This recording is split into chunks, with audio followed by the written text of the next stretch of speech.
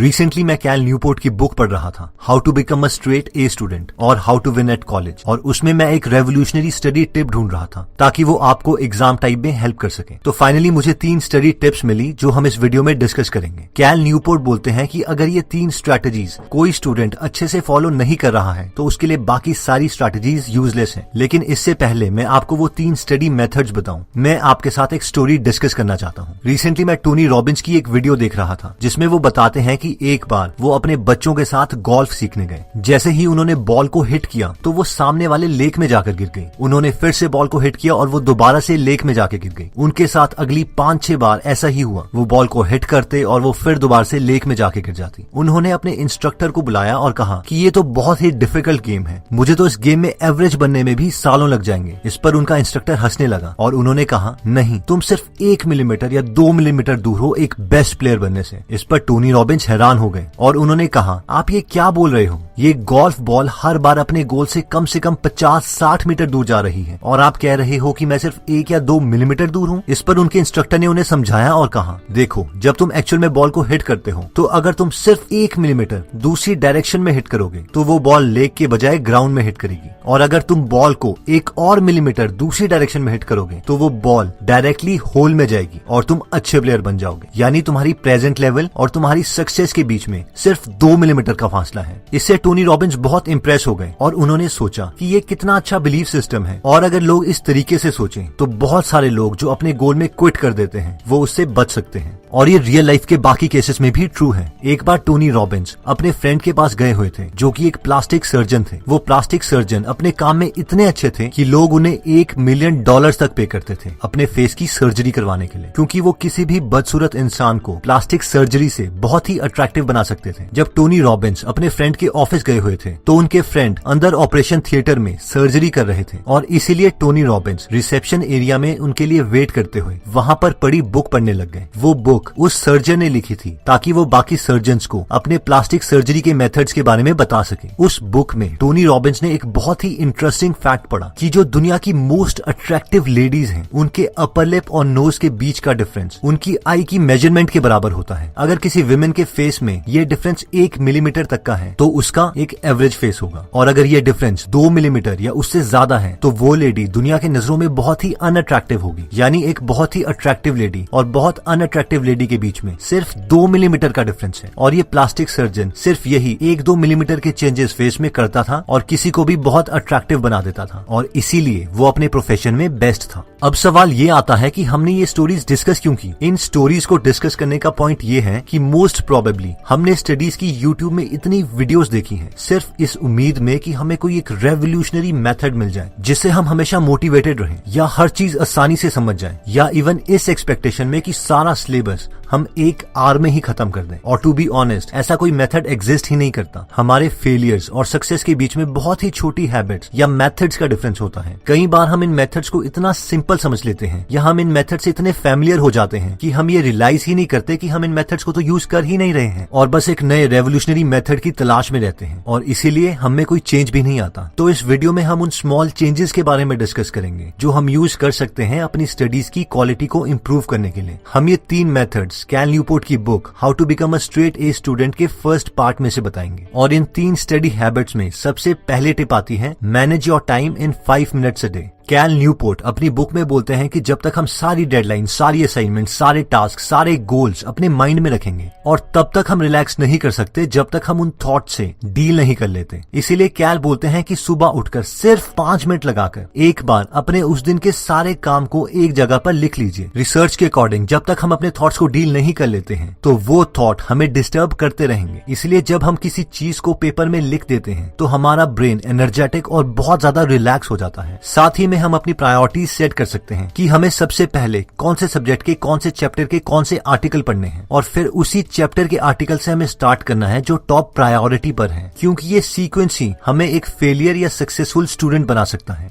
Second tip कहती है कि डिक्लेयर वॉर ऑन प्रोक्रास्टिनेशन, यानी बस डिसाइड कर लो कि मैं अब चीजों को टालूंगा नहीं और उन्हें कंप्लीट करूंगा ही करूंगा। अब हमने ये बोल तो दिया, लेकिन हम इसे करेंगे कैसे? इसके लिए हमारे पास 4 मेथड्स आते हैं। पहला मेथड कहता है keep a work progress journal. याद करो वो लास्ट टाइम जब आपने किसी इंपॉर्टेंट चीज को टाला था। शायद कुछ ऐसा एक्सक्यूज दिया होगा आपके ब्रेन ने आपको, यार इस काम को करने के लिए तो अभी मेरे पास सारी चीजें ही नहीं है, लेकिन मैं इस काम को कल कर सकता हूँ क्योंकि कल तो मेरे पास इस काम को कंप्लीट करने के लिए सारा सामान होगा। या फिर हमने खुद से कुछ ऐसा बहाना मारा होगा, यार अभी लेट भी हो गया है और मैं थक भी गया हूँ, अगर अभी इस काम को करता हूँ तो कुछ समझ में भी नहीं आएगा और टाइम ही वेस्ट होगा। इससे बेटर है कि मैं इसे कल सुबह स्टार्ट करूँ क्योंकि उस वक्त मैं एकदम फ्रेश भी हूँगा। मगर मेन बात यह है कि हम खुद से कभी ये एडमिट नहीं करते कि उस काम को हम टाल रहे हैं क्योंकि वो बोरिंग है और हम एकदम सुस्त हैं। कैल के अकॉर्डिंग इस चीज को ओवरकम करने का एक बहुत इफेक्टिव तरीका है और वो ये है कि हम सोने से पहले हर रात एक नोटबुक या ऐप में उन सब चीजों को प्रायोरिटी वाइज लिखें जो हम नेक्स्ट डे करना चाहते हैं। इसमें हमें सिर्फ 1 मिनट लगेगा और थोड़े दिनों के बाद ये एक हैबिट में भी कन्वर्ट हो जाएगा और ऐसा करने से हम अपनी प्रोग्रेस भी नोट कर सकते हैं। प्लस रिसर्च के अकॉर्डिंग सिर्फ किसी चीज को लिखने से हमारे उस टास्क को कंप्लीट करने के चांसेस कहीं ज्यादा बढ़ जाते हैं। नेक्स्ट स्ट्रेटेजी कहती है फीड द मशीन। आपने भी नोटिस किया होगा कि जब भी हमारे पास लो एनर्जी होती है तो हम उस वक्त हमेशा चीजों को टालते ही हैं, प्रोक्रास्टिनेट करते हैं। इमेजिन कीजिए कि आप बहुत थके हुए हैं, बहुत भूखे हैं, क्या उस वक्त आप फोकस होके कोई सब्जेक्ट पढ़ सकते हैं? इसका सिंपल आंसर है कभी नहीं। और अगर आप जबरदस्ती वो सब्जेक्ट पढ़ते भी हैं तो भी आपको कुछ याद नहीं रहेगा। और कैल न्यूपोर्ट भी यही कहते हैं कि हमें खुद को एक मशीन समझना चाहिए और इसे हमेशा अच्छा फ्यूल देते रहना चाहिए। रिसर्च के मुताबिक जब हम लो एनर्जी स्टेट में होते हैं तो हमारी विल पावर ऑलमोस्ट 0 होती है और हम चीजों को जरूर टालते हैं। अपने को हाई एनर्जी स्टेट में रखने के लिए हम 3 चीजें कर सकते हैं। पहला, हमें कोई भी मील स्किप नहीं करना है, चाहे फिर हमारा कितना भी बिजी दिन क्यों ना हो। ऑब्वियसली हमें ओवर ईटिंग भी नहीं करनी है। सेकंड, हमें अपने को हमेशा हाइड्रेटेड रखना है, यानी अपने पास पानी की बोतल रखें और हर थोड़ी देर के बाद, प्रेफरेबली 45 मिनट्स के बाद पानी पीते रहें। थर्ड, खाने को एनर्जी के लिए खाएं, ना कि अपनी सेटिस्फैक्शन के लिए, यानी हमें ऐसी चीजें खानी है जो हमें दिन भर कांस्टेंट एनर्जी दे, जैसे कि पीनट्स, फ्रूट्स, वेजिटेबल्स या कोई भी कॉम्प्लेक्स कार्बोहाइड्रेट्स का सोर्स। अगर हम किसी ऐसी चीज को खाते हैं जिसमें शुगर की क्वांटिटी ज्यादा है तो वो हमें थोड़ी देर के लिए हाई बर्स्ट ऑफ एनर्जी देगी और उसके बाद वो एनर्जी एकदम डिप्लीट हो जाएगी, खत्म हो जाएगी और फिर हमें दोबारा से भूख लगने लगेगी।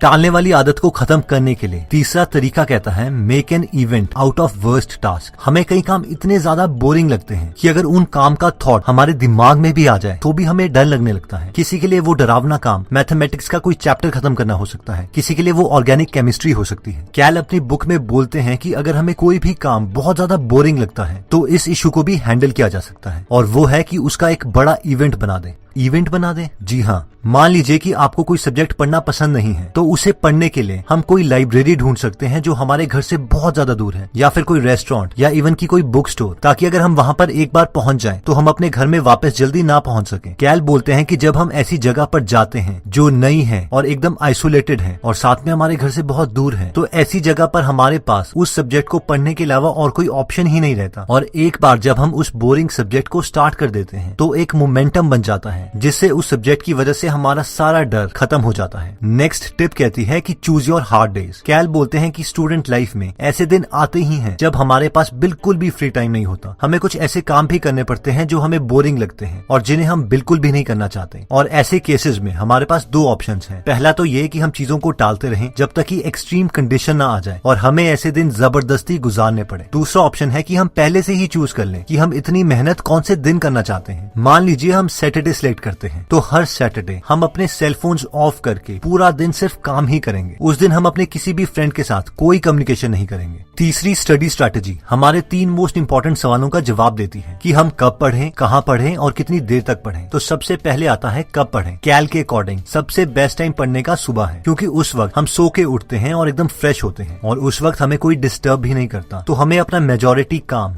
डिनर से पहले ही खत्म कर लेना चाहिए। इवन अगर हमें दिन में क्लासेस के बीच में 1 आवर फ्री मिलता है तो हमें उस वक्त अपना सेल फोन ऑफ करके उस टाइम को भी यूटिलाइज करना चाहिए। कैल के अकॉर्डिंग नाइट टाइम में उतनी अच्छी पढ़ाई नहीं होती, खासकर अगर हम अपने हॉस्टल में रहते हैं, क्योंकि उस वक्त सारे फ्रेंड्स जागे हुए होते हैं और हमसे सोशल होना चाहते हैं। वैसे मेरे पर्सनल एक्सपीरियंस के अकॉर्डिंग बहुत से स्टूडेंट्स नाइट टाइम में भी पढ़ के बहुत अच्छा स्कोर कर लेते हैं। इसलिए आप इस टिप को यूज करने से पहले खुद को भी एनालाइज कर लीजिए कि आपके लिए क्या काम कर रहा है। अगला सवाल आता है कि कहाँ पढ़ें। इसमें कैल बोलते हैं कि जितनी अकेली जगह हो उतना बेटर है, और मेरे एक्सपीरियंस के अकॉर्डिंग भी ये एकदम ठीक है। हमें ऐसी जगह जाना चाहिए जहाँ पर हमें कोई डिस्टर्ब ना करे, जहाँ हम अच्छी सेल्फ स्टडी कर सके। जगह जैसे कि ऐसी लाइब्रेरी जहाँ पे कम से कम स्टूडेंट्स आते हो, या एक बिल्कुल अकेला रूम, या अगर आप हॉस्टल में हैं तो अपने फ्रेंड्स को बोलिए कि रूम में बाहर से ताला लगा दें, और फिर आप काफी टाइम तक आइसोलेशन में पढ़ाई कर सकते हैं। नेक्स्ट सवाल आता है कि कितनी देर तक पढ़ें। इसमें कैल बोलते हैं कि हमें हर एक आवर के बाद ब्रेक ले लेनी चाहिए, और इनफैक्ट ये सवाल उन्होंने काफी टॉपर से भी पूछा था और सबने यही जवाब दिया कि वो 1 से 1.5 घंटे के बाद हमेशा 15-20 मिनट का ब्रेक ले लेते थे, ताकि उनका माइंड फ्रेश हो जाए। उस वक्त हम वॉक कर सकते हैं, लाइट एक्सरसाइज कर सकते हैं, कुछ भी करिए, बस स्टडी से थोड़ी देर के लिए दूर जाइए। मैं दोबारा रिपीट करता हूँ कि सिर्फ थोड़ी देर के लिए स्टडी से बाहर जाइए, ये नहीं कि फेसबुक में हम दोबारा से टाइम वेस्ट कर रहे हैं। तो दोस्तों, इस वीडियो में हमने देखा कि सक्सेस और फेलियर के बीच में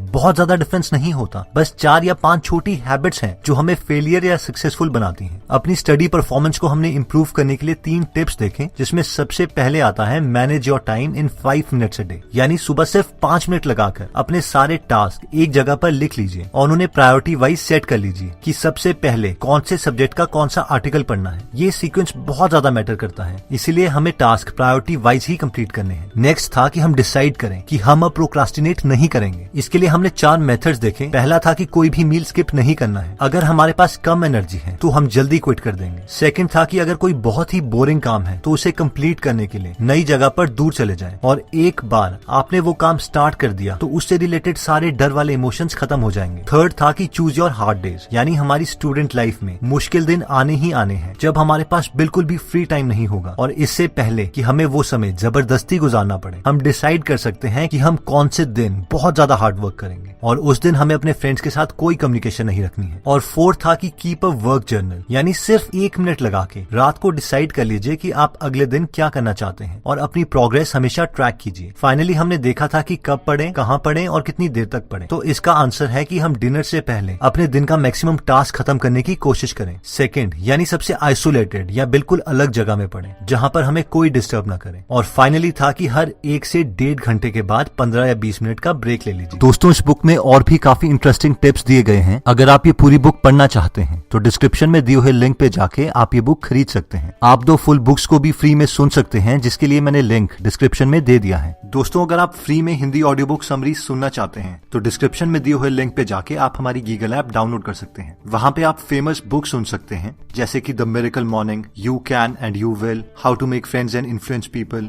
ई myth revisited, 0 to 1, Chanakya Niti, the one thing, power of habit, wings of fire, the monk who sold his Ferrari and many more. और हर हफ्ते इस ऐप में हम एक नई ऑडियो बुक समरी डालते हैं। दोस्तों, कमेंट सेक्शन में आप बता सकते हैं कि आप नेक्स्ट वीडियो किस टॉपिक पर चाहते हैं, ताकि हमें भी फीडबैक मिले और उसी टॉपिक्स को हम कवर करें। इस चैनल को जरूर सब्सक्राइब कर लीजिए और बेल का बटन दबा दीजिए, ताकि आप ऐसी नॉलेजेबल वीडियोस कभी मिस ना करें। और इस वीडियो को लाइक जरूर कीजिएगा ताकि हमारा कॉन्फिडेंस बढ़े।